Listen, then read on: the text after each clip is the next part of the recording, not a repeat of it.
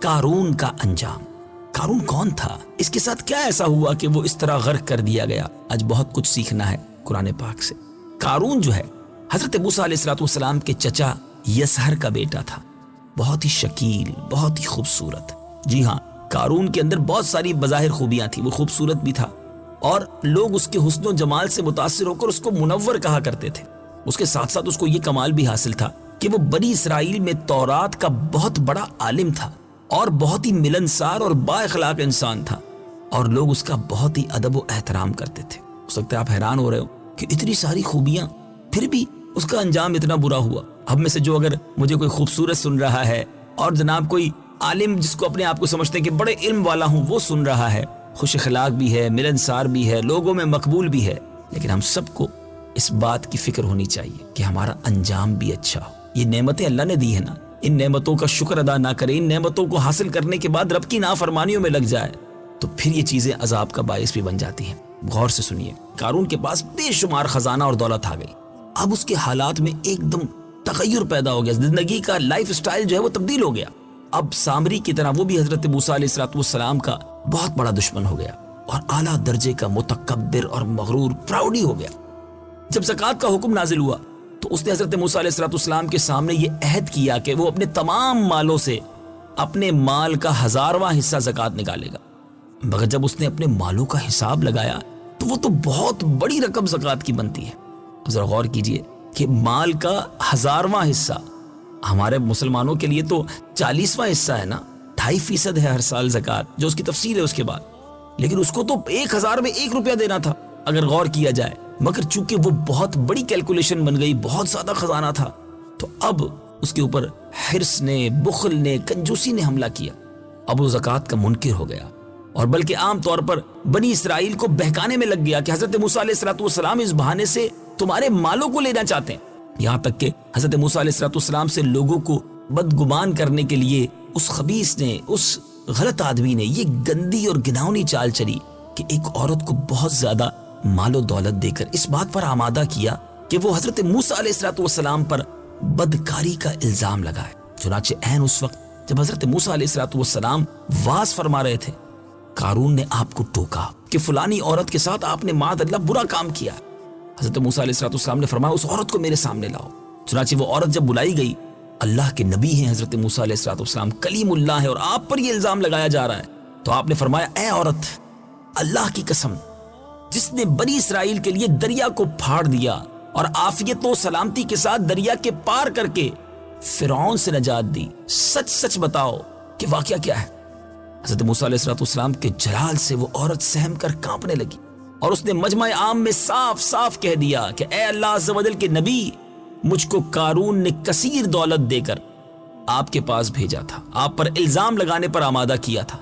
اب حضرت موسیٰ علیہ السلام آپ دیدہ ہو گئے، سجدہ شکر ادا کیا اور اللہ کی بارگاہ میں اب آپ نے اسی کیفیت میں دعا کی کہ یا اللہ قارون پر اپنا قہر و غضب نازل فرما۔ پھر آپ نے مجمع سے فرمایا کہ جو قارون کا ساتھی ہو وہ قارون کے ساتھ ٹھہرا رہے اور جو میرا ساتھی ہو وہ قارون سے جدا ہو جائے۔ چنانچہ صرف 2 ایسے بد نصیب تھے جو قارون کے ساتھ ہی رہے، باقی تمام لوگ الگ ہو گئے۔ اب حضرت موسیٰ علیہ السلام نے زمین کو حکم دیا کہ اے زمین تو اس کو پکڑ لے، تو قارون ایک دم گھٹنوں تک زمین میں دھس گیا۔ پھر آپ نے دوبارہ زمین سے یہی فرمایا تو وہ قبر تک زمین میں دھس گیا۔ یہ دیکھ کر قارون رونے لگا اور بلبلانے لگا اور قرابت داری اور رشتے داری کا واسطہ دینے لگا۔ آپ کا رشتہ دار تھا نا، مگر آپ نے اس کی طرف کوئی التفات نہ فرمایا۔ یقیناً بڑا دل دکھایا تھا، اتنا بڑا الزام۔ پھر حضرت موسیٰ علیہ السلام نے جب توجہ نہ فرمائی تو وہ دستے دستے بالکل زمین میں دھس گیا۔ اب وہ 2 جو منحوس شخص تھے، جو قارون کے ساتھی بنے ہوئے تھے، اپنی آنکھوں کے سامنے سب دیکھا نا، آنکھوں پہ جب پردہ پڑ جاتا ہے نا تو دیکھیں آنکھوں کے سامنے حضرت موسیٰ علیہ السلام نے اشارہ کیا ہے، زمین آپ کی بات مان رہی ہے، وہ دھستا جا رہا ہے۔ تو وہ کہنے لگے کہ حضرت موسیٰ علیہ السلام نے قارون کو اس لیے دھسا دیا ہے کہ قارون کے مکان اور اس کے خزانوں پر قبضہ کرنا چاہتے ہیں۔ اللہ! پھر حضرت موسیٰ علیہ السلام نے دعا مانگی کہ یا اللہ قارون کا مکان اور خزانہ بھی زمین میں دھس جائے۔ چنانچہ قارون کا مکان جو سونے کا تھا اور اس کا سارا خزانہ سبھی زمین میں دھس گیا۔ اے میرے بیٹے اسلامی بھائی، اللہ والوں سے جو بیر لیتے ہیں، اللہ والوں کو جو ستاتے ہیں، اللہ کے نیک بندوں سے، اللہ کے برگزیدہ بندوں کو جو تکلیف پہنچاتے ہیں پھر اس کا انجام کیسا ہوتا ہے. تکبر کتنی بری چیز ہے, کنجوسی کتنی بری چیز ہے. اس واقعے سے اے میرے میٹھے اسلامی بھائیوں, آئیے پہلے تو یہ واقعہ قرآن کی زبان سے سنتے ہیں.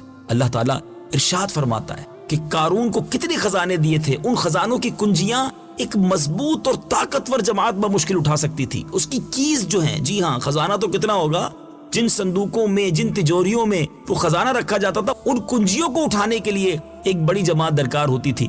آئیے قرآن کی آیت اور اس کا ترجمہ سنتے ہیں. إن قارون كان من قوم موسى فبغى عليهم وآتيناه من الكنوز ما إن مفاتحه لتنوء بالعصبة أولي القوة. ترجمہ, بے شک قارون موسیٰ کی قوم سے تھا, پھر اس نے قوم پر زیادتی کی اور ہم نے اس کو اتنے خزانے دیے جن کی کنجیاں اٹھانا ایک طاقتور جماعت پر بھاری تھی. اے میرے میٹھے اسلامی بھائیوں, حضرت موسیٰ علیہ السلام نے قارون کو جو نصیحت فرمائی وہ یہ ہے کہ جس کو قرآن نے بیان کیا. اسی خیرخواہی والی نصیحت کو سن کر قارون حضرت موسیٰ علیہ السلام کا دشمن ہو گیا. غور کیجئے کتنی مخلصانہ اور کس قدر پیاری نصیحت ہے جو حضرت موسیٰ علیہ السلام کے ساتھ ساتھ ساری قوم قارون کو سناتی رہی. قرآن پاک کی کچھ آیات سنیے اور ترجمہ سنیے. إذ قال له قومه لا تفرح إن الله لا يحب الفرحين. ترجمہ, جب اس سے اس کی قوم نے کہا اتراؤ نہیں, بے شک اللہ اترانے والوں کو پسند نہیں کرتا. وابتغ فيما آتاك الله الدار الآخرة ولا تنس نصيبك من الدنيا وأحسن كما أحسن الله إليك ولا تبغ الفساد في الأرض. ترجمہ, اور جو مال تجھے اللہ نے دیا ہے اس کے ذریعے آخرت کا گھر طلب کر اور دنیا سے اپنا حصہ نہ بھول اور احسان کر جیسا اللہ نے تجھ پر احسان کیا, اور زمین میں فساد نہ کر. اے میرے میٹھے اسلامی بھائیوں, قارون نے اپنے مال کے گھمنڈ میں, غرور میں اس مخلصانہ نصیحت کو ٹھکرا دیا اور خوب بن سور کر تکبر اور غرور سے اتراتا ہوا قوم کے سامنے آیا اور حضرت موسیٰ علیہ السلام کی بدگوئی اور ایذا رسانی کرنے لگا. اب اس کا نتیجہ کیا ہوا قرآن کی زبان سے سنیے اور خدا کی اس قاہرانہ گرفت پر خوف الہی سے تھرا اٹھیے. فخسفنا به وبداره الأرض فما كان له من فئة ينصرونه من دون الله وما كان من المنتصرين. ترجمہ, تو ہم نے اسے اور اس کے گھر کو زمین میں دھسا دیا تو اس کے پاس کوئی جماعت نہ تھی جو اللہ کے مقابلے میں اس کی مدد کرتی اور نہ وہ خود اپنی مدد کر سکا. اے میرے میٹھے اسلامی بھائیوں اور مدنی چینل کے ناظرین, یہ عبرتناک واقعہ ہم سب کو یہ درس ہدایت دیتا ہے کہ اگر اللہ تعالیٰ مال و دولت عطا فرمائے تو اس فرض کو لازم جانے کہ اپنے اموال کی زکوٰۃ ادا کرتا رہے اور ہرگز اپنے مال و دولت پر غرور اور گھمنڈ نہیں ہونا چاہیے. یہاں وہ مدنی چینل کے ناظرین سوچے جو بعض اوقات کہتے ہیں یار اتنی ساری زکوٰۃ بن جائے گی. مثال کے طور پہ اگر کسی کی 10 لاکھ روپے زکوٰۃ نکلتی ہے تو کہتا ہے او ہو 10 لاکھ روپے نکل جائیں گے. اللہ کے بندے 4 کروڑ بھی تو مالک نے دیے جب 10 لاکھ زکوٰۃ نکل رہی ہے نا. ہمیں تو شکر ادا کرنا چاہیے. جب بھی زکوٰۃ دینے کی باری آئے تو بوجھ نہ سمجھے اسے, بلکہ سچی بات یہ ہے کہ زکوٰۃ دے کر اللہ کا شکر ادا کریں کہ مالک تیری مہربانی, تو نے دینے والا بنایا, مانگنے والا نہیں بنایا. ہمیں تو اگر اللہ نے نوازا ہے تو اللہ کی راہ میں خرچ کرنے میں بخل کس بات کا, اللہ ہی کا تو مال ہے. یہ قارون کا انجام قرآن کا یہ واقعہ ہمیں سکھا رہا ہے کہ جو لالچ کرتے ہیں, بخل کرتے ہیں, راہ خدا میں خرچ کرنے میں کنجوسی کرتے ہیں, وہ برباد ہو جایا کرتے ہیں. جس کو رب نے دولت دی ہے نا, رب چاہے تو پل بھر میں دولت چھین بھی لیتا ہے. ہر وقت اس کا دھیان رکھتے ہوئے تواضع اور انکساری کی عادت رکھیے اور ہرگز کبھی انبیاء, اولیاء, صالحین اور جو اللہ کے نیک بندے ہیں ان کی بدتمیزی ان کی بارگاہ میں نہیں ہونی چاہیے. ان کی شان میں گستاخی بالکل نہیں ہونی چاہیے. ادب, احترام, تعظیم کا دامن تھامے رہیں. اللہ والے ہوتے ہیں, ان کے ذریعے تو ہمیں رب سے ملنا ہے. اگر یہی ناراض ہو گئے تو ہمارا کیا بنے گا؟ اے میرے میٹھے اسلامی بھائیوں, جب اللہ والے دعا کرتے ہیں وہ بھی قبول ہوتی ہے, اور اللہ کے نیک بندے اگر بد دعا کر دیں تو پھر کوئی جگہ باقی بچتی نہیں ہے. آپ نے اس واقعے سے بھی تو سیکھا نا کہ اللہ کے نبیوں کا حکم کہاں کہاں چلتا ہے. حضرت موسیٰ نے زمین کو حکم دیا تو زمین نے قارون کو پکڑ لیا, دھسا دیا. یہ ہیں اللہ کے انبیاء, یہ ہیں اللہ کے نیک بندے جن کا اس طرح رب عز و جل نے قرآن میں تذکرہ کیا. یہاں بہت سارے مسکنسیپشن بھی کلیئر ہو رہے ہیں کہ اللہ والوں کی شان کیا ہے اور رب اپنے برگزیدہ بندوں کو کیسے کیسے اختیارات سے نوازتا ہے. اللہ کریم ہم سب کو عقل سلیم عطا فرمائے, ان کی ساری عاجزی عطا فرمائے اور اس کی راہ میں دل کھول کر خرچ کرنے کا جذبہ عطا فرمائے.